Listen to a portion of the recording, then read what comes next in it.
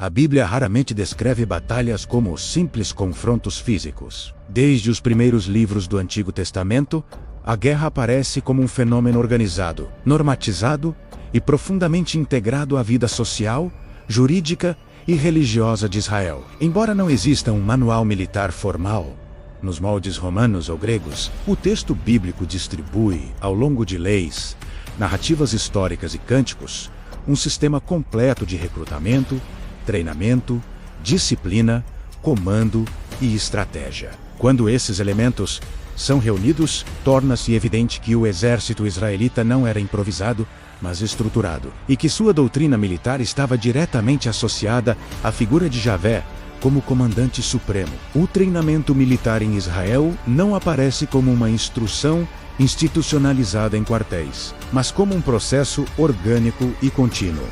Incorporado à vida cotidiana, a sociedade israelita era tribal, rural e constantemente exposta a conflitos, o que fazia da preparação para a guerra uma necessidade permanente. Jovens cresciam manuseando armas simples, como a funda, o arco e a lança, sobretudo entre pastores e agricultores. Essa preparação informal, porém sistemática, é reconhecida explicitamente quando o salmista declara que o Senhor adestra as mãos para a guerra, em Salmos 144:1, revelando que a habilidade bélica não era vista como mero talento humano, mas como algo cultivado, aperfeiçoado e legitimado por Javé.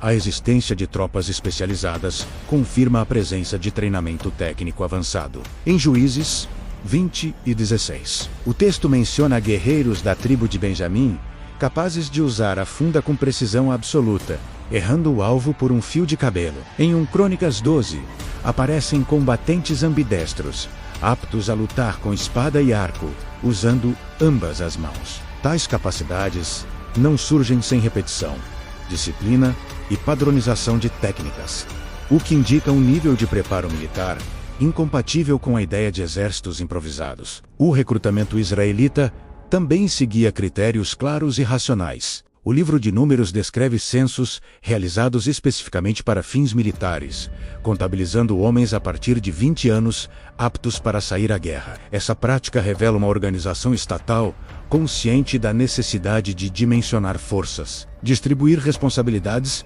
e manter controle sobre seu potencial bélico. Não se tratava apenas de contar pessoas, mas de identificar combatentes efetivos, dentro de parâmetros definidos. Ainda mais sofisticado é o sistema de dispensas militares apresentado em Deuteronômio 20. Javé ordena que sejam liberados da guerra homens que haviam construído casa nova, plantado vinha recente, ficado noivo ou demonstrado medo. Do ponto de vista estratégico, essa norma é extremamente avançada.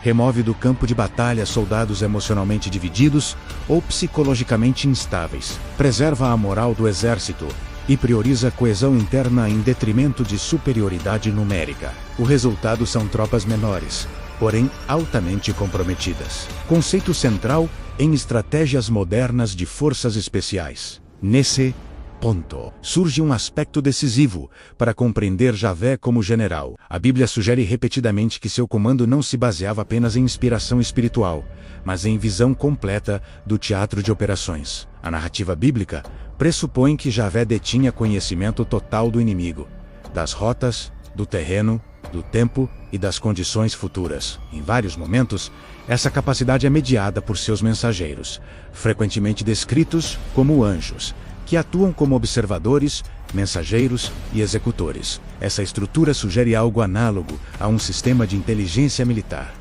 Captação de informações sobre quantidade de tropas adversárias, disposição do inimigo e adversidades que seriam encontradas no campo de batalha. Essa leitura ajuda a explicar por que Javé frequentemente ordena movimentos que, à primeira vista, parecem ilógicos. Atacar em desvantagem numérica, contornar cidades fortificadas ou esperar antes de agir. Do ponto de vista estratégico, essas decisões indicam acesso a informações que os comandantes humanos não possuíam. Não se trata apenas de fé, mas de comando baseado em conhecimento superior da situação real. A disciplina do exército israelita não se limitava ao combate. O controle do acampamento revela uma preocupação incomum para a antiguidade. Em Deuteronômio 23, 9-14, são estabelecidas normas rigorosas de higiene, incluindo áreas específicas para necessidades fisiológicas e a obrigatoriedade de interelós fora do arraial. A justificativa apresentada não é apenas sanitária, mas estratégica e simbólica. O Senhor anda no meio do arraial. Embora o texto utilize uma justificativa religiosa, a presença constante do Senhor no meio do acampamento, o efeito prático dessas normas era direto e mensurável. A redução do risco de doenças, infecções e epidemias em ambientes de alta concentração humana. Em campanhas militares prolongadas, enfermidades sempre foram mais letais do que o combate em si. E um exército debilitado por doenças perde mobilidade, moral e capacidade de luta, ao impor limpeza, separação de resíduos e disciplina sanitária. Javé garantia que o exército permanecesse operacional, saudável e apto para o combate. Trata-se, na prática, de uma das formas mais antigas de medicina preventiva aplicada à guerra, integrada à disciplina militar e à obediência coletiva. No campo da estratégia, Javé se apresenta não apenas como inspirador moral, mas como comandante direto. Em Josué 5, 13-15, ele surge como o príncipe do exército do Senhor, afirmando autoridade explícita sobre as campanhas. A queda de Jericó exemplifica um modelo de guerra psicológica, no qual o colapso do inimigo antecede o confronto físico. O cerco não visa romper muralhas pela força, mas desestabilizar emocionalmente a cidade, criando pânico, desgaste e sensação de inevitabilidade da derrota. O mesmo princípio se repete no episódio de Gideão. Narrado em Juízes 7, a redução deliberada do exército para apenas 300 homens elimina qualquer dependência de números e transforma a batalha em uma operação psicológica.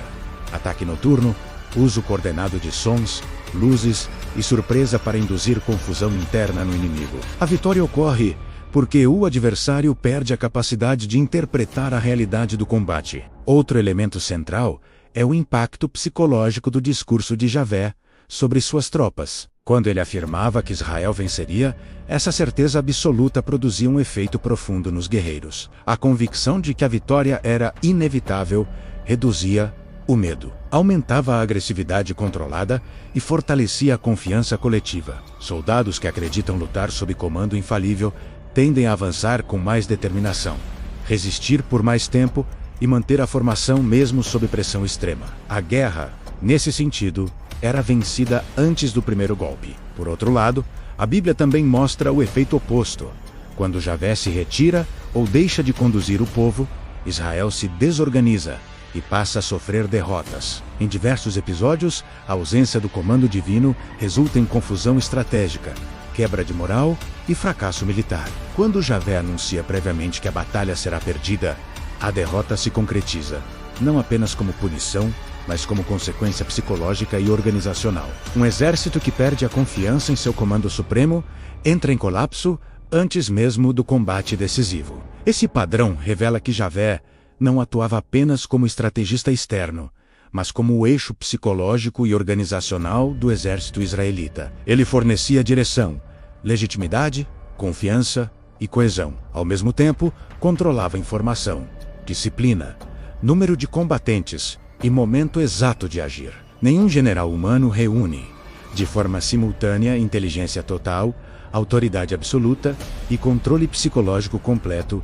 sobre suas tropas. É justamente essa integração que sustenta a ideia de Javé como o maior general da história. Diferente de comandantes humanos, ele não apenas vence batalhas, mas define a doutrina, controla a logística, regula o comportamento das tropas, seleciona combatentes, administra informação e molda o estado mental do exército. Seu comando não depende de tecnologia superior nem de massas humanas, mas de estratégia assimétrica, disciplina rigorosa e domínio psicológico total. Sob essa perspectiva, Javé não é apenas uma divindade que intervém pontualmente na guerra, mas um comandante que redefine o próprio conceito de liderança militar e que, segundo o próprio texto bíblico, jamais perde uma campanha quando está presente no comando. Ao final, a pergunta não é apenas se Javé venceu batalhas, mas como essas vitórias foram construídas. O que o texto bíblico revela é um modelo de comando que integra a inteligência total, controle psicológico, disciplina rigorosa estratégia assimétrica e autoridade absoluta. Um general que não depende de números, que escolhe quem luta, quando luta e até quem deve ficar de fora. Um comandante cuja presença garante coesão, confiança e vitória, e cuja ausência resulta em desorientação e derrota. Sob essa perspectiva, Javé não é apenas um símbolo religioso conduzindo milagres, mas o eixo estratégico de um sistema militar que funcionou repetidamente em condições adversas. Se a história é escrita pelos vencedores, a Bíblia apresenta um comandante que nunca perde quando está no comando. E talvez seja por isso que até hoje seu nome continue associado à guerra, ao poder e ao domínio absoluto do campo de batalha. Nesse ponto, a análise deixa de ser apenas histórica ou religiosa e passa a tocar em algo muito maior: estratégia, psicologia e poder.